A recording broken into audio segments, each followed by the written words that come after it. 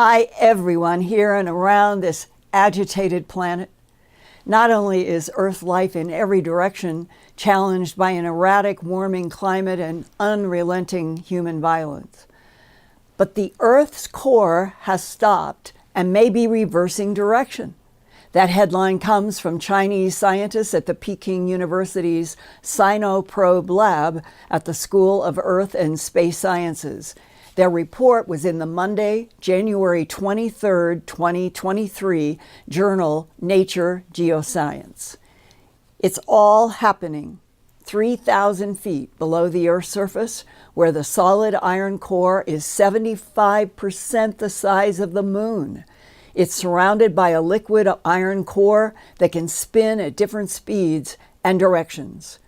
Quoting the Chinese scientists, "There are two major forces acting on the inner core.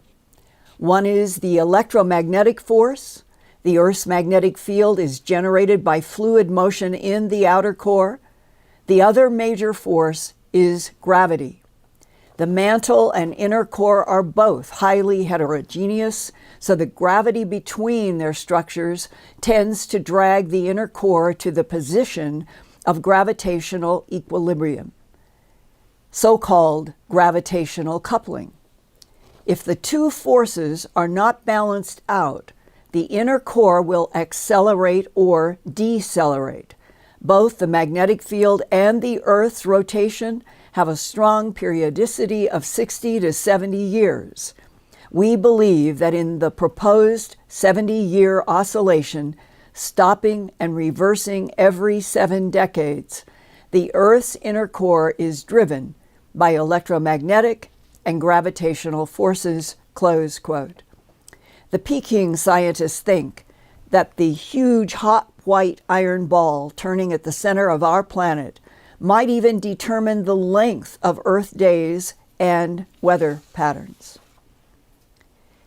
The two-part report that I have done this January 2023 with Kansas ranchers and Kansas State veterinarian pathologist Brandon Plattner, DVM, has focused on 5 mutilated cattle between November 2021 and December 8th, 2022, just a month ago, in central Kansas.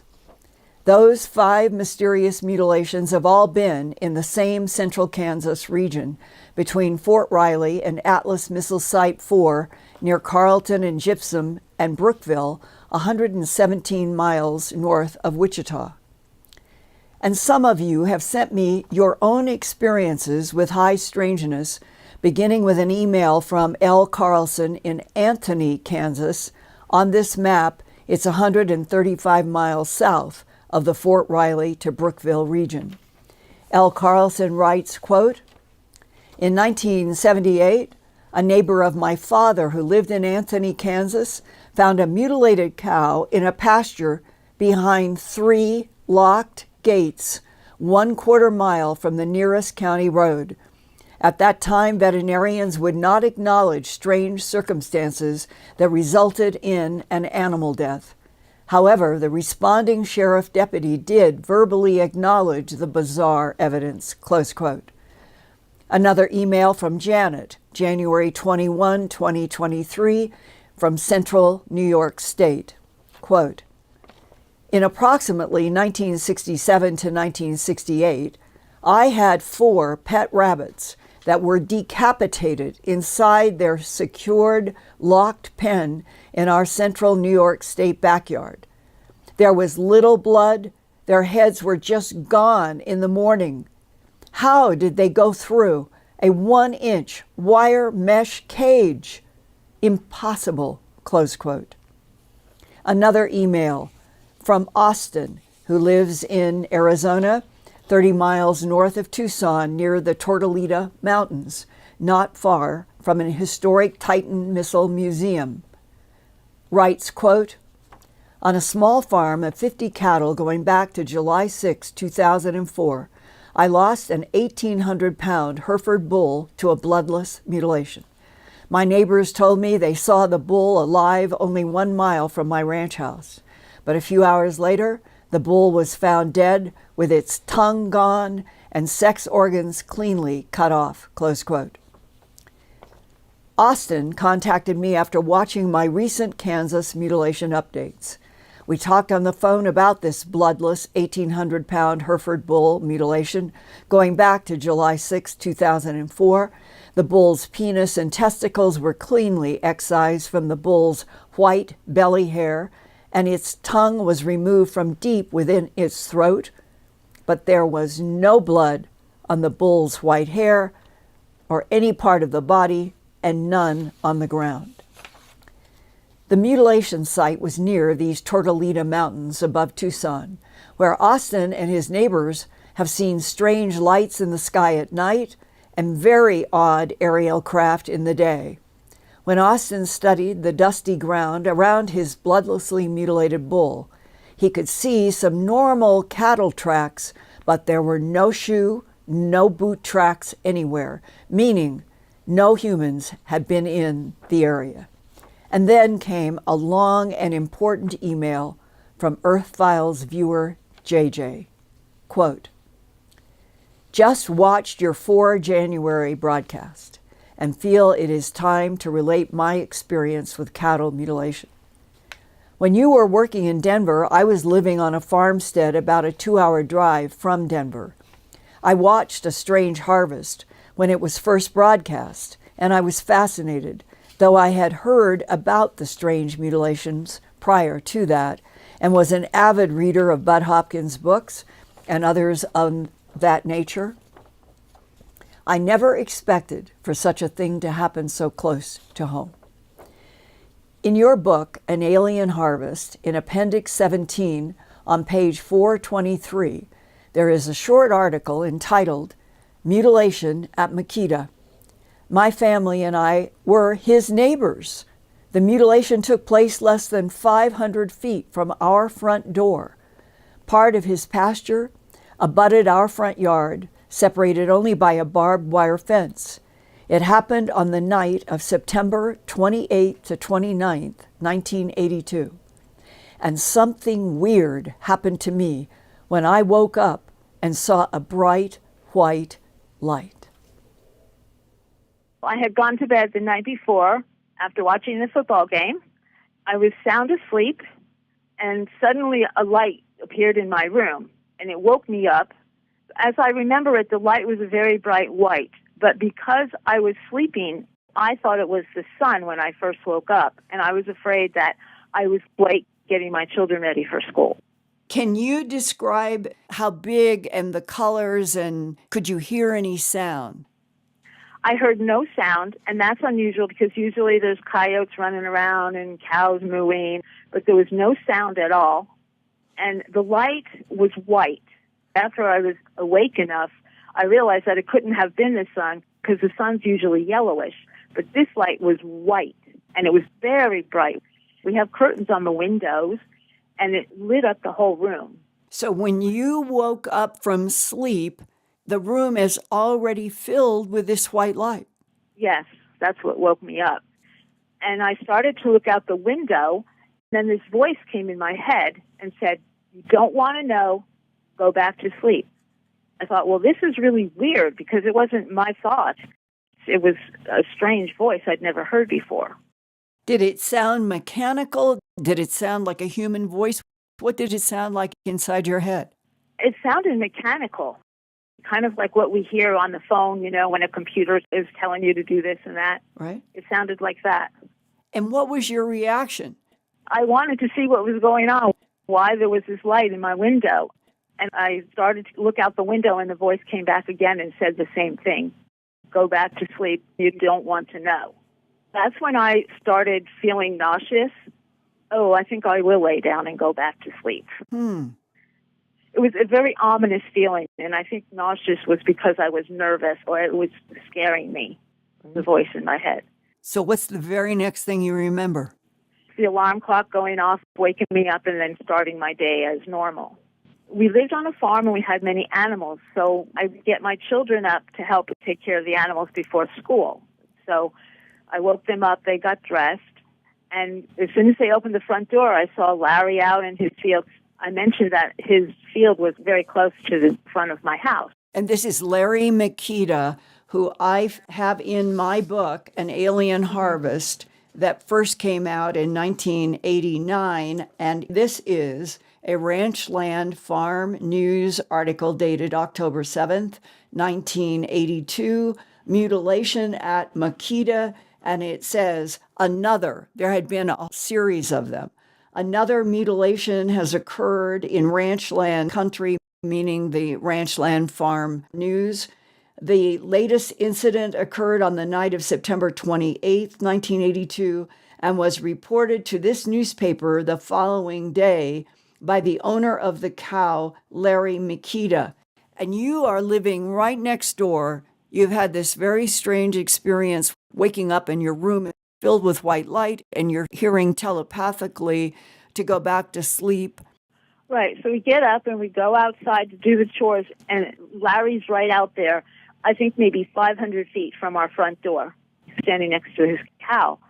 So I got my husband out of the shower, and I said, go talk to Mikita. Something's going on over there. I could see the cow laying on the ground. And did your husband get up and go over? Yeah, he went over and he asked Larry what was going on, and Larry said, well, I think we have a mutilation here. There's no footprints around here. What did mutilation mean to you guys then? Well, to me personally, I already knew what that meant because I had seen your show. A Strange Harvest, the broadcast on the CBS station. Right, from Denver. Yeah, I had seen that.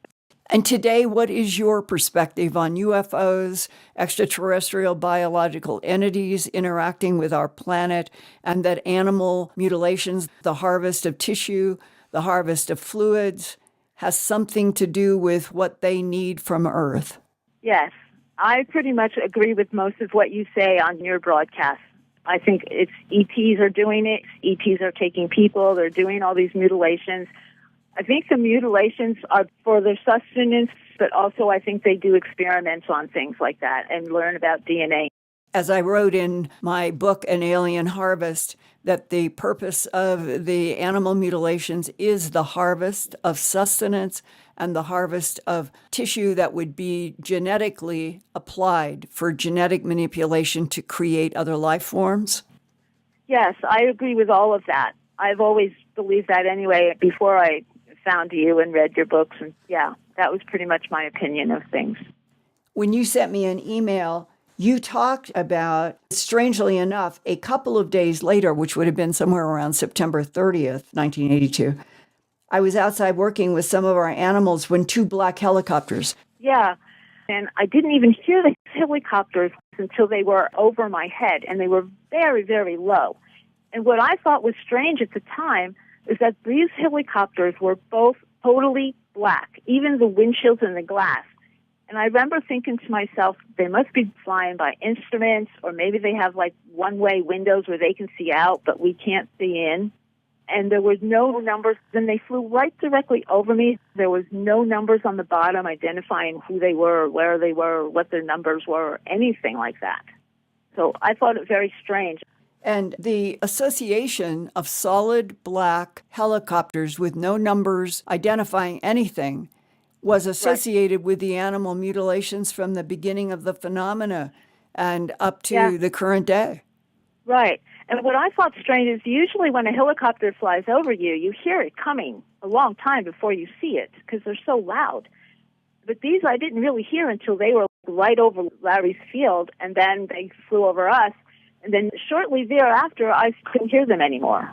Had you ever had helicopters fly over before? No, that was another unusual thing. Where we lived, we never had helicopters flying over, especially that low.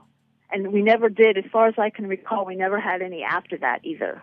And about how low do you think?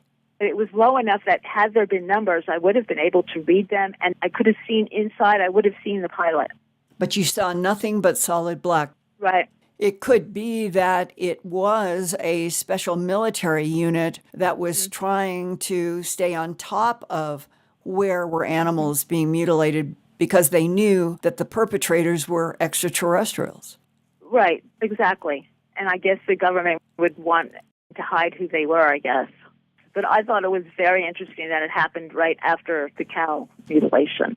Another thing I wanted to tell you is that a couple days later, we went over and talked to Larry about it. We asked him about what he thought was strange, and he said that when the cow was still there, no animals would go near it. His dogs wouldn't go near it. His other cattle would not go near it. Even we had predator birds a lot, like owls and hawks, and they wouldn't go near it. And then when he removed the cows, the animals still would not go near it. He said it was like there was an imaginary circle around where the cow had been, and that his animals would not cross that line. Another experience we had was we had horses that we would lock up in the corral at night to protect them against coyotes and so forth. And we woke up one morning and we went outside to do chores, and the horses were totally gone. They were nowhere to be found in the corral. And the thing about the corral is the fence around it was about 6 feet tall. And it was very short. There was just room for them to pace around. There wasn't room for them to get a running start. But apparently they had jumped the fence. And our thought was that something scared them so much that they jumped the fence. And we did find them at the end of our property. And our property was like 160 acres. But they were all shook up and very nervous and didn't want anybody around them. So that was kind of scary and haunting to me. Is it possible that the UFO ET technology beamed down whatever they used to neutralize gravity? Ranchers have seen beams come out of UFOs, and they might have picked up all of the horses from the corral in the beam and transported them to where you saw them? Yes, but they weren't mutilated. They were fine. They were just nervous. But yes, I think that's possible. Did he talk with you about the fact that there were many other animal mutilations similar to his that were happening in Colorado in 1982? Yeah, he did. He said that the ranchers all talk with each other and they compare notes. I think he's one of the few that didn't bother to call the police or the sheriff because he felt that at this point it was useless because they couldn't do or weren't doing anything about it. But many ranchers that I interviewed from 79 on, not only did they believe it, they had seen UFO lights in the sky put down beams. In some cases, they saw an animal being lowered in a beam down to the pasture, and they would find it dead and mutilated in the morning. Or some even saw an animal still alive going up in these beams of light into the sky. What is your current perspective in January of 2023 on UFOs and ETs and your expectation of what do you think is going to unfold about other life in this universe? Well, I'm positive they're out there. I believe that we're genetically related to them. I have a feeling that we are. I wish they would identify themselves and tell us more about where we came from and why we're their big experiment and why they want so many of us. And why are they mutilating animals around the world for decades, perhaps centuries? Right. And I think I would ask them why a particular cow. Is it because that particular one is away from the herd and it's easy to get to? Or is there something about the cow itself that attracts them to it? Right. The same question applies to humans. Why are the humans that are abducted, why are they taken? Right. I've heard something about blood types, like they prefer the negative rather than the positive Rh. I don't know if that's true or not, but I've heard that. I believe, like you do, they created us. So that to me means that they are more or less like a parent and they want to control us. JJ ended her email about her children. Quote, "My older son has confessed to me now that he is an adult that he remembers seeing faces in their bedroom windows, and that often, especially after lights out, he felt as though he was being watched. And that would have been in their farmhouse in Simla, Colorado. My younger son often woke up with a bloody nose. My husband insisted it was the high altitude. I accepted that at the time, but now I'm not so sure. I've asked my son questions, but he refuses to discuss the whole alien idea and won't even consider that he might have been abducted. I hope with all my heart he wasn't, but I still wonder about it and remain concerned. Thank you for taking the time to read this account. I don't have any photos or evidentiary materials for you, only my memories of the events. Thanks again for all that you do to bring reality to light. Close quote. And thank you, JJ, for bringing your experience to light. And if any Earthfiles listener has more information about what human agency or other intelligence uses all black helicopters or the appearance of such helicopters to check out fresh animal mutilations, please proton mail or hard mail me at Post Office Box 21843, Albuquerque, New Mexico 87154. It is a very important question about the worldwide animal mutilations since at least the 1960s, since the black helicopter phenomena can show up anywhere around this globe, implying a priority to monitor the worldwide mutilations that are so closely linked to the presence of non-human intelligences by a variety of sources. I really would like to have given you a very, very proven evidentiary answer to my question. Who is controlling those black helicopters? But what I'm hoping is that some of you listening might have some insights into this phenomena that has been going on around the world for so long, and that the black helicopters have definitely played a monitoring and sometimes seeding and a variety of roles. Is it our government? Is it ET? Is it something we don't even know about? I would really appreciate hearing from any of you who might have firsthand information.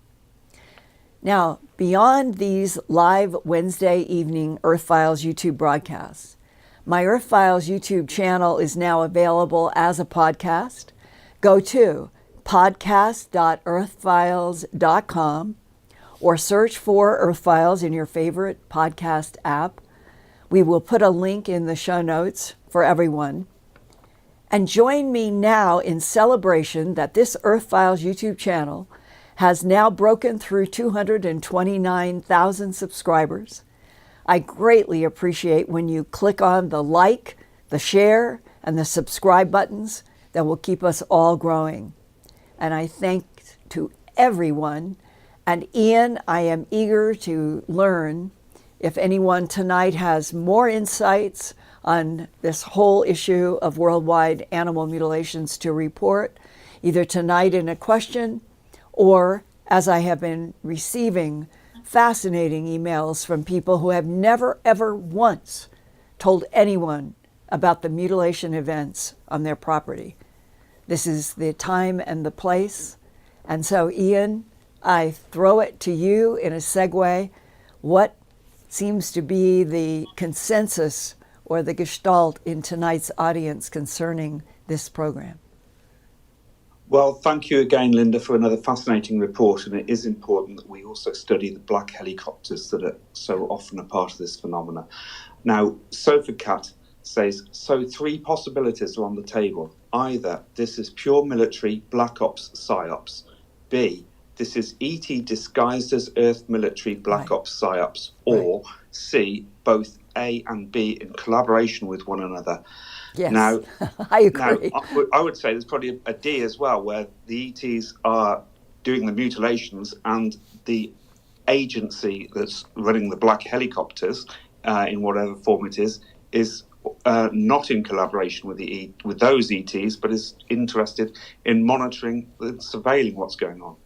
Yes, especially if it is true that the tall whites are trying to help, are taking a beneficial role. They may try to monitor some things like this, but it always begs the question to me, if we have, we'll call them allies, that are other intelligence, And then we have all these other facets of what seem to be intelligences with their own agendas that have been operating on the planet for so long, for millennia.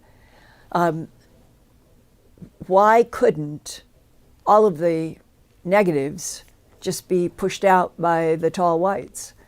And I think that's one of the questions that constantly beats in all of this. Why can't we see a demonstration of more control? And on that note, I would love to know what questions our audience has tonight. Okay, well, I've got a message here from Cody Eiler, who says, my family raised sheep up through the late 1980s. We also had sheep left mutilated. Definitely can tell the difference between coyotes and predators attack versus laser-like cuts and no blood. I've reached out to Cody to find out where Cody lives or lived at the time of the mutilations. Yes, and the mutilations have been in almost every domestic animal that you can think of, and then wild animals, and people are always surprised that the exact same excisions have also been found in kangaroos in Australia, no blood. And the vast majority of the mutilations going from the early 60s up to now were bloodless. Every once in a while there would be blood, but that was then considered an outlier and not understood. In the previous 2 reports that I have done in the month of January about the Kansas mutilations, the puzzle there is why watery blood put on the jaws. And there is something about this phenomena that it does change, certain details change, even if there is a kind of storyline that has persisted for decades. And the helicopters as something in disguise. It is very clear that the phenomena of other intelligences interacting with our planet, even aerospace people and military people and scientists have said, yes, we know that they can morph. They can morph from a disk into a helicopter or be anything that they want in the sky, adding to the confusion and the complexity of trying to understand all these multiple layers of the chess game. What is the goal? Who are the players in contention? And if we have controllers who are trying to help us, why couldn't that all be made public?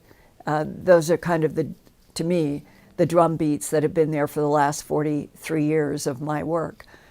So now we're in 2023, and there may be a whole new group in military, aerospace, medicine, science, who do have some real, true, firsthand insights into these questions. And that's who I hope that I can hear from you in proton mail or hard mail. So, Ian, what else have we got? Sexy Sadie says, Linda, do you think these helicopters and men in black are actually monitoring us? They want to know what we know. I understand the question. I think if you take the 2 options, that it's human military and then ET pretending, doing a holographic projection to look like one of our black helicopters and which one is which at any time. I think that our military units, they want to know what is being excised, where the latitude longitudes are. There is a grid pattern on this planet that relates to animal mutilations and I think human abductions and several other subjects, and that the latitude longitude where the animal mutilations occur is something to be studied. And so you could have both going on. That's my own personal opinion, is that there are military units who have used the dark black solid you can't see through the windows so that they could come down in a ranch and never be identified, but they would I'm sure that they've been taking photographs and video in all of these places where they show up. And Ian, I don't remember if you were there, but it was it was down on the Eastfield side of Woodborough Hill in crop circle season. And I believe that the year was around 1993. It might have been 94, but it was somewhere after we'd gotten into that part of the decade. And there were a whole bunch of people, several hundred people, have been on the south field and the east field, and all of a sudden, helicopter, I think there was more than one, all black, and a dear friend of mine who I know in that part of the world who was there and had the helicopter come down no more than about 20 feet above her, said you could not see through the glass. It was solid, like black, but shiny like glass. And the helicopter came down so low that it scared everybody and people started running. And the question that was left, would the UK ever do that to visitors to crop circles? Would it have been a UK helicopter doing that? Or would that be an example, perhaps, of how the non-human intelligence can morph into something that is not identical to Black Hawk helicopters, but is something else, and that all black glass look is something that the non-humans do? I don't have definitive answers, but those were the questions that came up in England in that Eastfield to Southfield, Woodborough Hill area, when a whole bunch, it was hundreds of people, and I can't remember if it was a celebration of something. They were there and in came, it was more than one dark black helicopter, and seemed to be trying to intimidate the crop circle crowd that was there. Well, yeah, you asked the question. I wasn't there on that occasion, although I do remember occasions where people have seen the helicopters and also said that helicopters have hovered much too close to their vehicles and over them and over the people in the crop circles themselves. So they felt very intimidated by those things. So I also remember the one time when a helicopter was seen over a crop formation, and then people noticed there was what we called a ball of light just hovering just in front of the helicopter. Yeah. And that was such a strange thing to be going on, that the helicopter seemed to be engaged in monitoring the ball of light over a crop circle. Right. Well, and what we're sort of laying out here is that something in the shape of a black helicopter that has some kind of black lens or black glass or something that makes it not penetrable to see what's inside, that has been in both the animal mutilations and crop circles. And there have been abductees who have said that black helicopters have come over their house, over the roof, over their backyard, over their front yard, and then as if looking or doing something and then taking off. Any and all of those remain in that question box. Who is it that controls these black helicopters? I think myself, it's a mix. I think it's the other intelligence, and I think it's military, human military. I think it's definitely a mix as well, because I've actually witnessed a military type helicopter very, very close to me. In fact, it was so close that I didn't even believe that it could have landed where it did. I didn't even hear it land. I was just aware of it when it lifted off, and it was so close. But it was, as a lot of people had reported, sometimes there's a slide back door and people are seen inside. That is definitely military. Right. But it was very odd that I didn't hear it to start off with. And a lot of people have reported this as though they have some sort of silent mode or quiet mode. Right, and I've heard that explosion of a helicopter right above, which is exactly what JJ had experienced. And I remember it was also in I think I was in Avebury, and I had gone to one of the churches, and I had been told that they had some beautiful artwork and a variety of things that I wanted to go into. It was a Sunday morning, making this even odder. And but it was not, the church did not have people in it. I think I was there earlier. And so I'm going into this church. I am going there to look at beautiful paintings, to be inside of this lovely, lovely church. And I had my camera, my 35 millimeter Nikon camera, when they were heavy and big, slung over my right shoulder. And I had taken some photos in the church. It was a beautiful Sunday morning. Not anybody anywhere where I was. It was early. And I walked out, having been in that beautiful church building, maybe 15 minutes. And as I came out, walking to my car that's in the parking lot about 30 feet from the door, literally not seeing a helicopter, not hearing anything, just birds, and on a Sunday morning early. And I'm on a line to my car. And then it was like an explosion. It was like a bomb went off above me.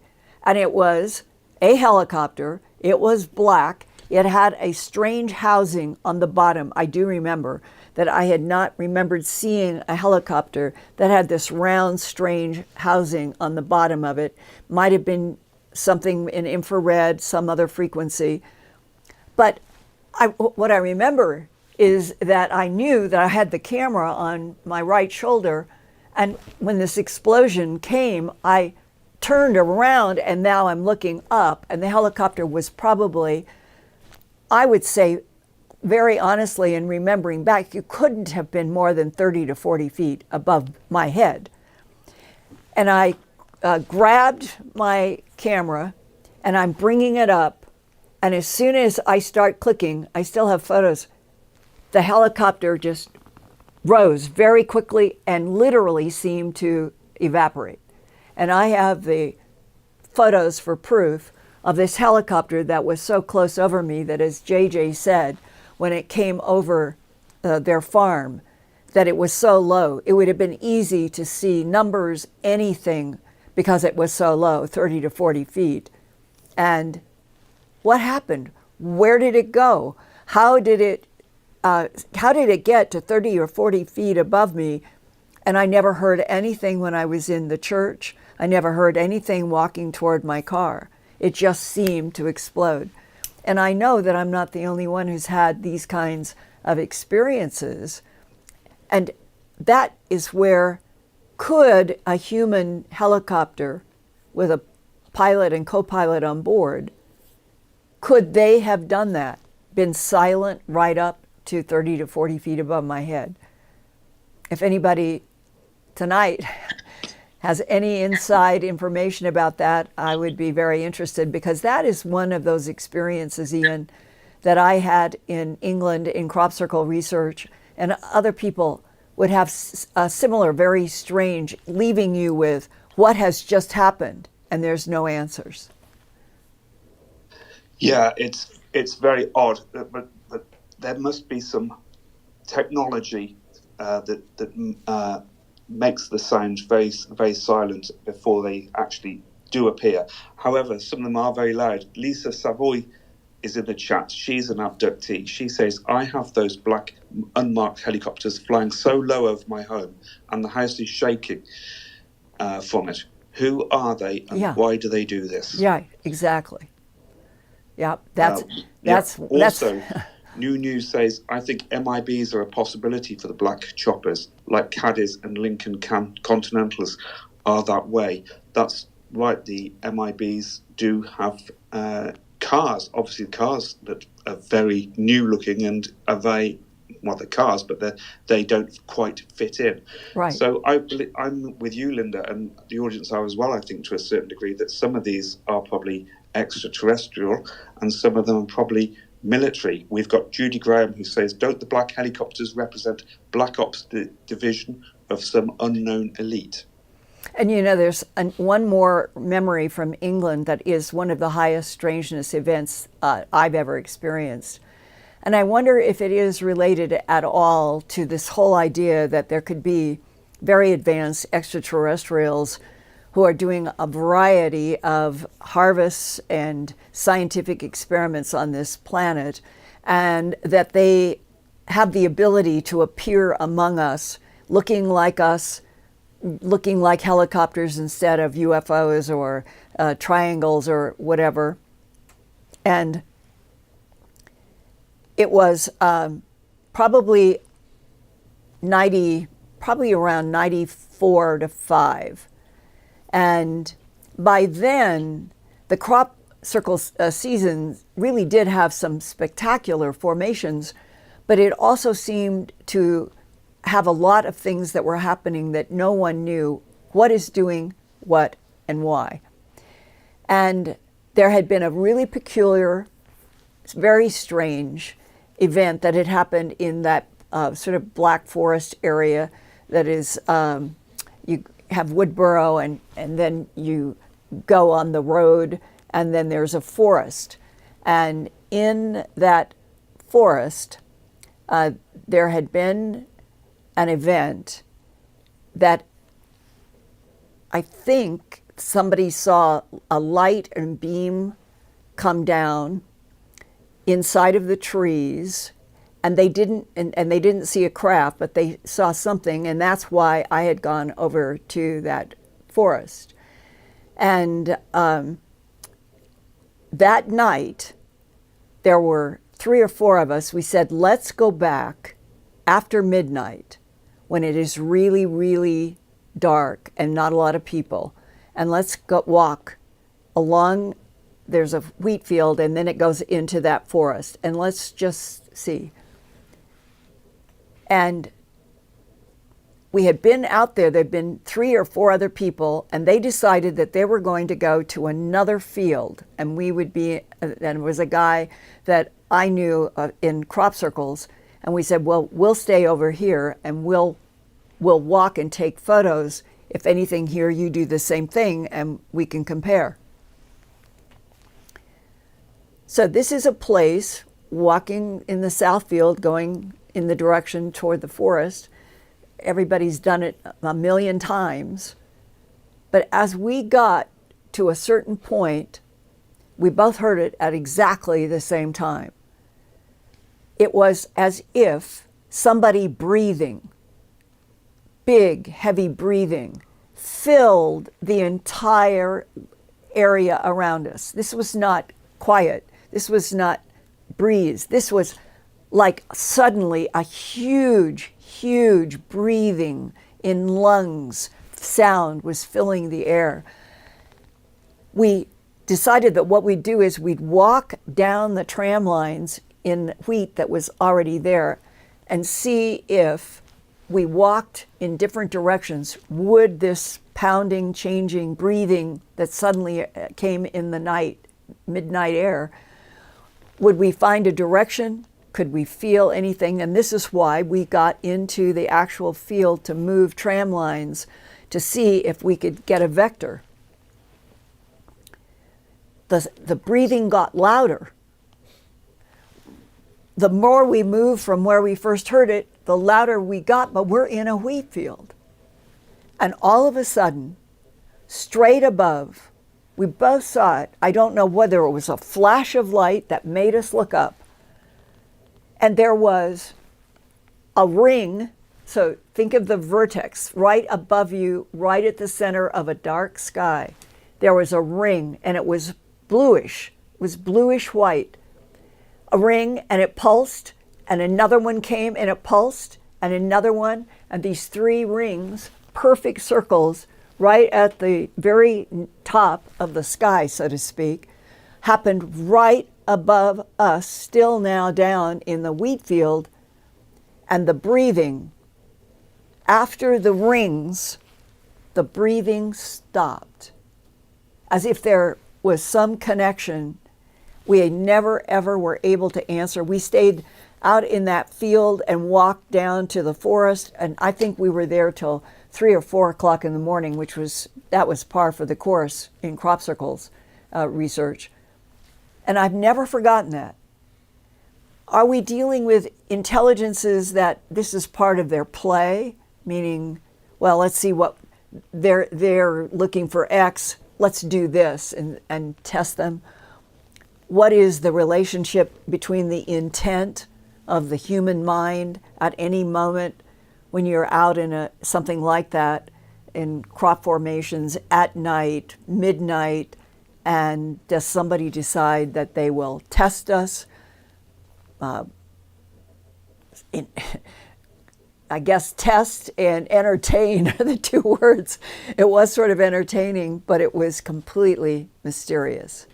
And this is the kind of range, probably a lot of you listening will say, oh my God, I remember when I was going hunting and X happened and I've never told anybody. Those are the subjects that seem to be deep inside of the souls of so many people. And everybody's afraid to go there. And yet, going there may be part of the answer for us understanding more about what we're dealing with in everything from animal mutilations to human abductions and onward. So, Ian, I don't know if you have ever had an experience there in the Vale of Pusey of seeing rings pulse in the sky. I've seen the balls of light, the fantastic display of balls of light when I was travelling on my own late at night, as I reached the top of what we call Adam's Grave above Honey Street. And it was absolutely amazing. It was almost as though something had been CGI'd onto the background. I couldn't believe it, but I watched these two orbs, large orbs, interacting with each other in a beautiful formation. And they just moved so smoothly and majestically, and then they were gone. But it was a fantastic thing to witness. Right. And for those of us who have those experiences, we know that something real happened, but we don't know exactly what it is and how it does it or why. But you know, there's no confusion when you are in the presence of what I think of as the kind of the fiber, whatever this universe is made out of, the quantum fiber of it, that we are somehow interacting with that aspect of the universe when you start getting into some of these mysteries.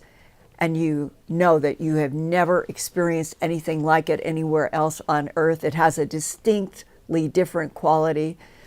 And the idea that the mutilated animals would give off a frequency that animals like foxes and coyotes and birds and predators and stuff would not approach the actual body, but would go in a big circle and stay in the circle around. I had mentioned seeing that myself in a coyote at a New Mexico mutilation site where the cow was there, the ranch owner was there, I was there, and the coyote comes in spite of our human presence. And when it got to about 18 to 20 feet from that animal, it just stopped like it hit glass. I've mentioned this before. And then, as if there was some solid separation, that coyote paced up and down, never going this way toward the body, just kept doing a line like this. And the rancher and I watched for maybe 10 minutes. The coyote didn't leave. It just kept doing this pacing. What is the frequency that the animals pick up? And they want to go to the mutilated animal, but they don't want to go through something to get there. And they go in the circles. Okay, Ian, this is fascinating. Thinking about this again. Are you there? Yeah, Linda, let's take a breather for a moment and do the super chats. So we've got people tonight, Moonbird, Rebecca Cole, Zombie Lover, Terry D, Gisela Burgos, who says she loves the show, Faye Patterson, Yin Yang Glow, Alcy, Patty London, Fabian Far Beyond, and Zombie Lover says, are the tongues from the cattle always removed from so deep within the throat, Linda? That's a very good question. And it has been something like if you were tracking what happened to animals, there would be sort of a bell-shaped curve. In the beginning in the 60s, maybe not as many reports of the tongue removed at the larynx level, but by the time you got to when I began my investigations in 79, and there have been hundreds by then, the classic description I read all the way through it was the Colorado version of the FBI, CIA, and they had big boxes full of animal mutilation reports. And I was allowed to sit in that department and go through all of those reports. I can't pull the exact number, but I know it was somewhere between 200, 300 just in one of the boxes that I really went through reading.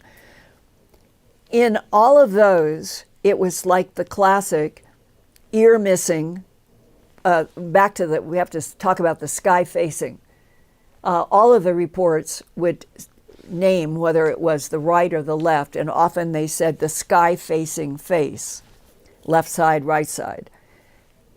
Ear, eye, tongue deep within the throat. That's, by then, those were the words that you read over and over and over in the offense reports about mutilations. Tongue removed deep in the throat, genitals removed with details. If it were female, was it a whole udder in a circle or oval? Was it exactly half? You'd be amazed at how many are. It's just a perfect half. Half the udder is left, half of it's gone. It looks like a heel of a shoe impressed right to the muscle, but no fluid, no blood, no milk, anything. Genitals, rectum cord out.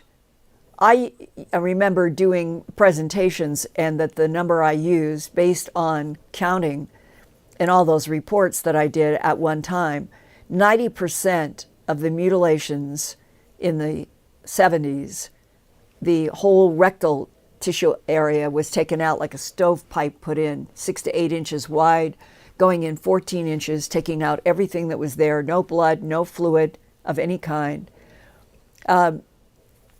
A few things that were interesting were a few cases, tails were removed by something at the tailbone, and sometimes half the tail, but usually the tailbone, and it left the tailbone shiny as glass.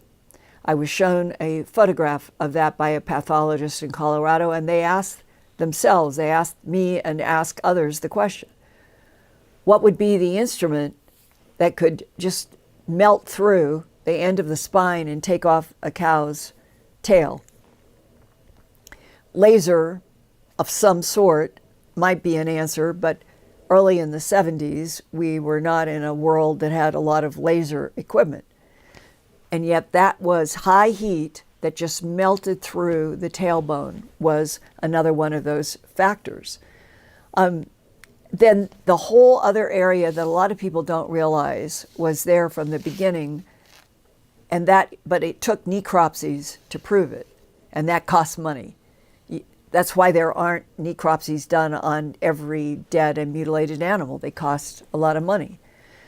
But enough were done to build up a pattern that Sheriff Tex Graves and I talked about, because he had taken a veterinarian to do a necropsy on one of his first mutilation cases. And when the vet said, there's no excision on the outside of the body, but the whole heart is gone, the pericardium is left, there's no clotted blood, that was repeated in a few reports. So you stand back, there would be like this kind of a bell-shaped curve from things that were taken in some cases and 90% of the time in other cases. And that's where you got the pattern: ear, eye, tongue, jaw, genitals, and rectum. That was the pattern throughout the 70s, and I would say through most of the 80s as well. Why would there be a difference? Nobody's ever come close to answering that. What else have you got, Ian? No, someone's speculating, do cattle have different blood types, such as the Rh negative blood type? Is that a factor that might be involved?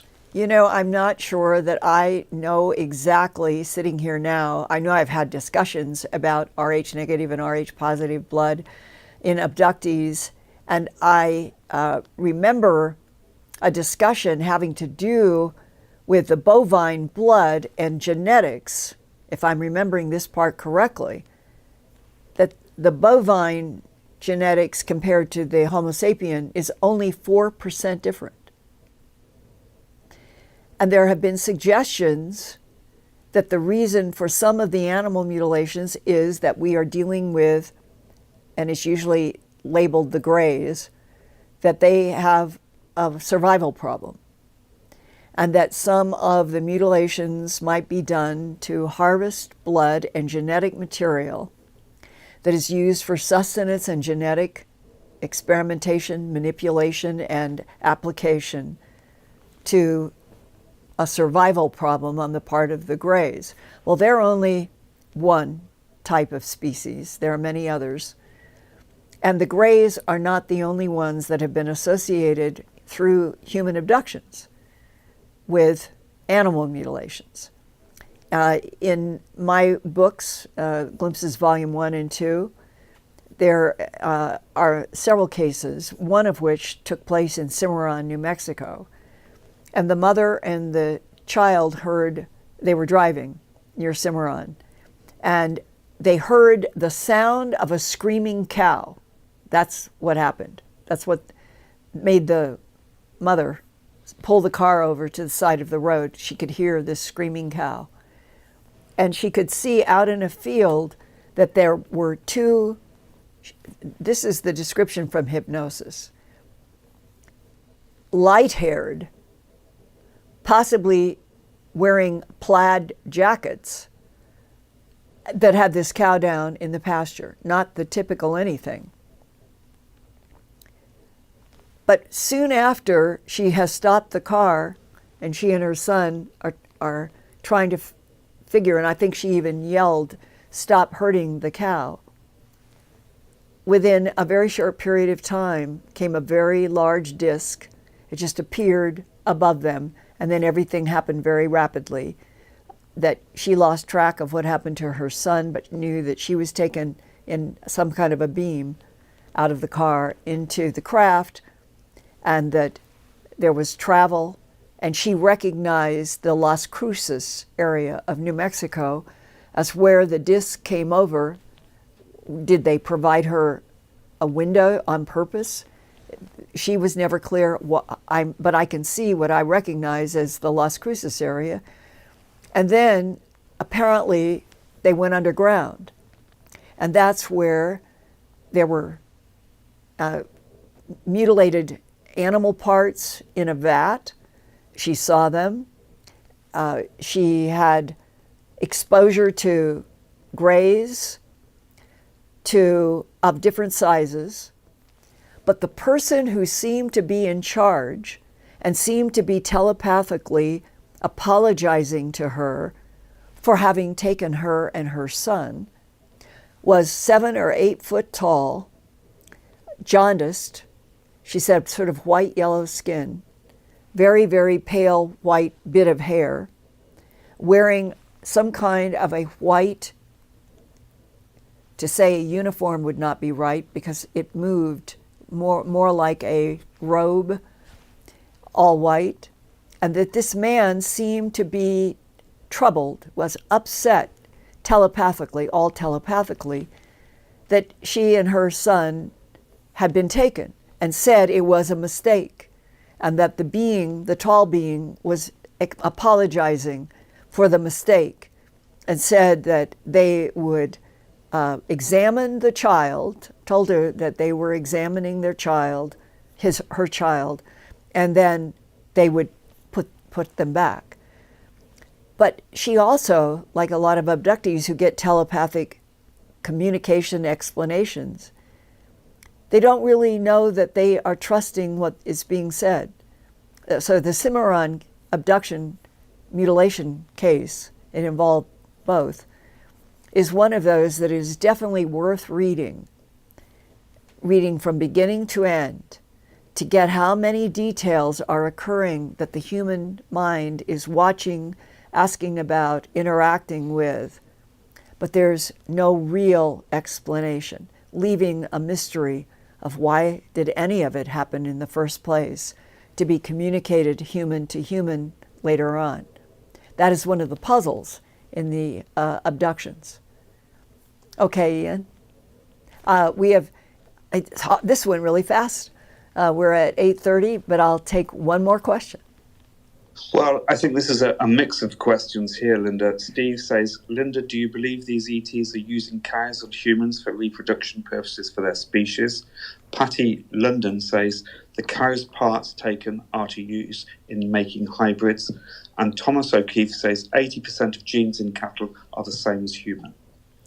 80%.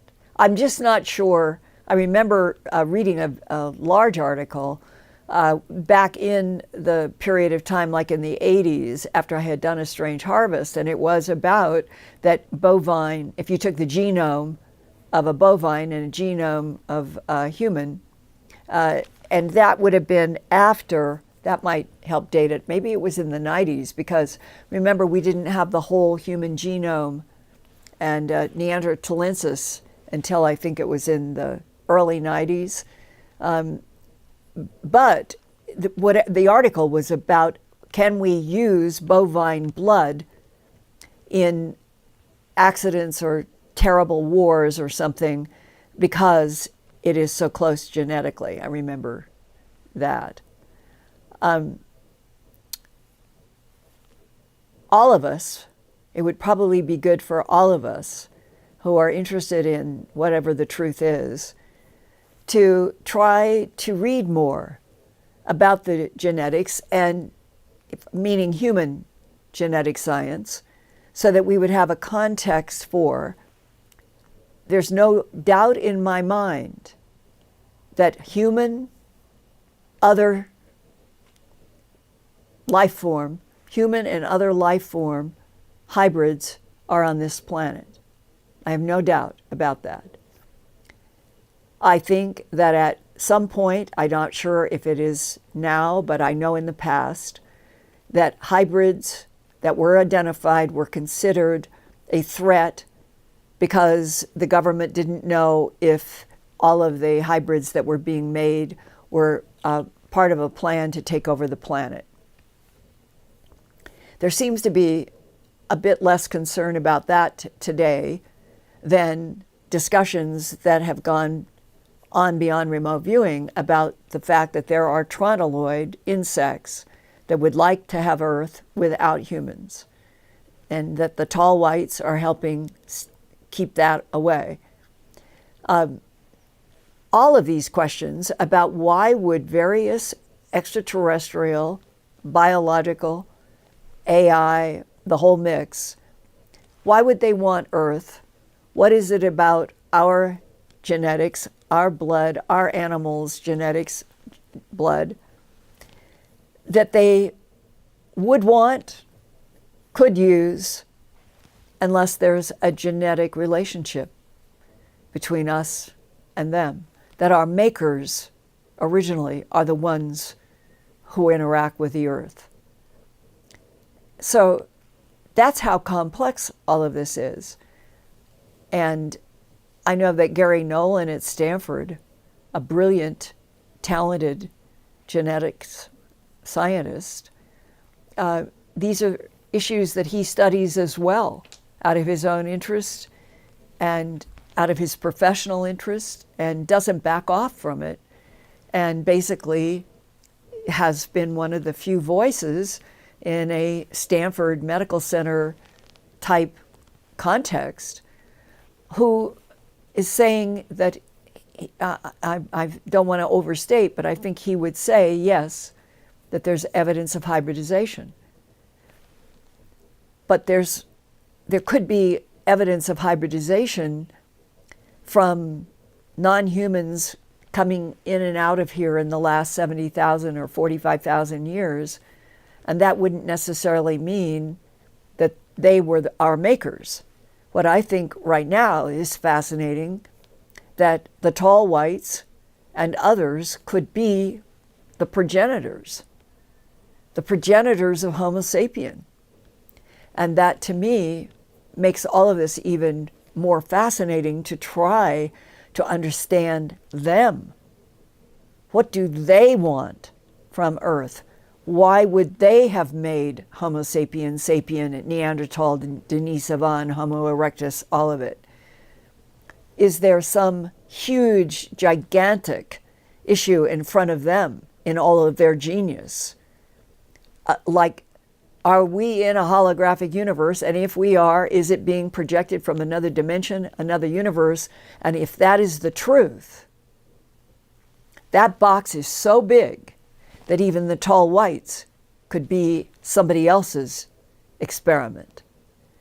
And more physics are moving toward more and more the idea that this is, at the physics level, a universe that fits into holographic characteristics, and then it would mean the entire universe that we are in was projected on purpose from another dimension, another universe, and incomprehensible. So when you boil everything down, going back to the 60s up, through animal mutilations, human abductions, government policies of denial, the biggest question to me that we keep coming to, what are Homo sapiens sapiens' reason for being? Who made us specifically in evolutionary experiments of all of these other beings? And why are we territorial? Why are we tribal? Why do we war? It seems that the non-humans could have taken those traits out. We are a puzzle. And when you look at the history of the avatars on this planet,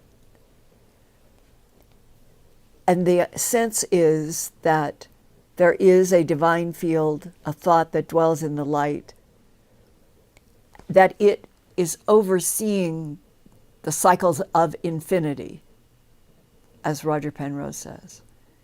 And that in those cycles of infinity, we're just in one cycle, in one life form that is being experimented upon, and we ourselves now are doing experimentation.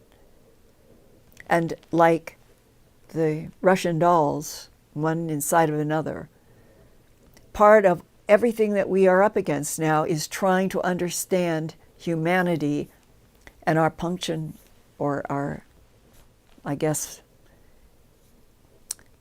we war with each other too easily. And the idea that something is trying to get that out of us may be part of what the tall white story is. But who made us this way in the first place? And to close out tonight, because I received this quote from somebody who is investigating very deeply in this whole field, and went back to Chernobyl when they had the nuclear meltdown in the Chernobyl nuclear reactor.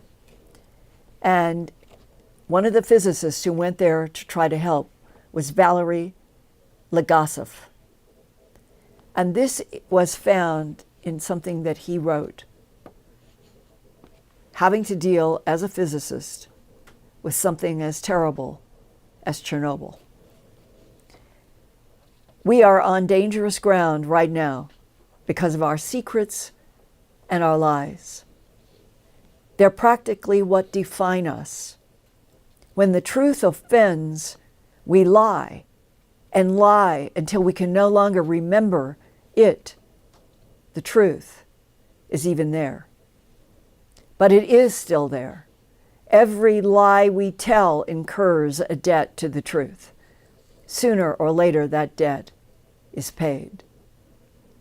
And in this current age, of so many reports, day after day, week after week, month after month, of humans shooting humans, and the Ukraine war, on a planet that seems like at this point we should be celebrating our talents, our abilities, our ability to love.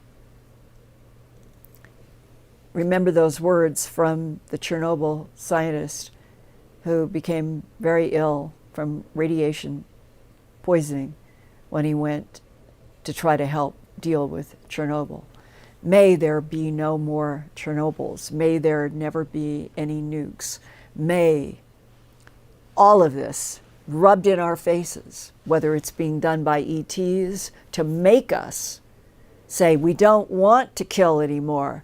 We don't want radiation. We don't want nuclear war.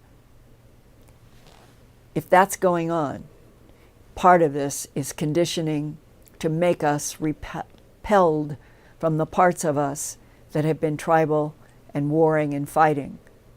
May the side that wants us to know agape love with each other as beings, may it prevail with the help of the thought that dwells in the light, that is the mind behind the infinity of cycles of time.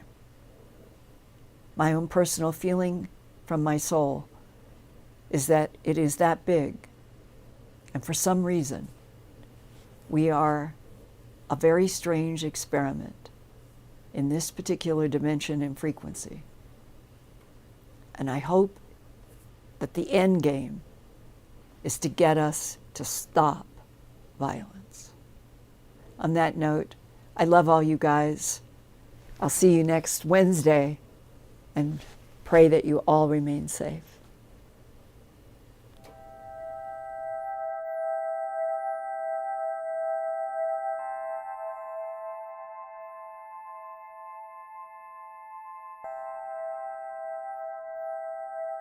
Turn on closed captions for YouTube videos by clicking the white CC button on the lower right. The default language for Linda's videos is English. If you would like to see the captions in another language, click on the white settings button next to the CC button. Select Subtitles CC, and then select Auto Translate. Select a language, and the captions will now appear in that language. Sort of gone through, and they will hold their heads. I never had a cat do that before. And they'll pull against the comb, helping me get out snarls. And I think it's the best they've ever been.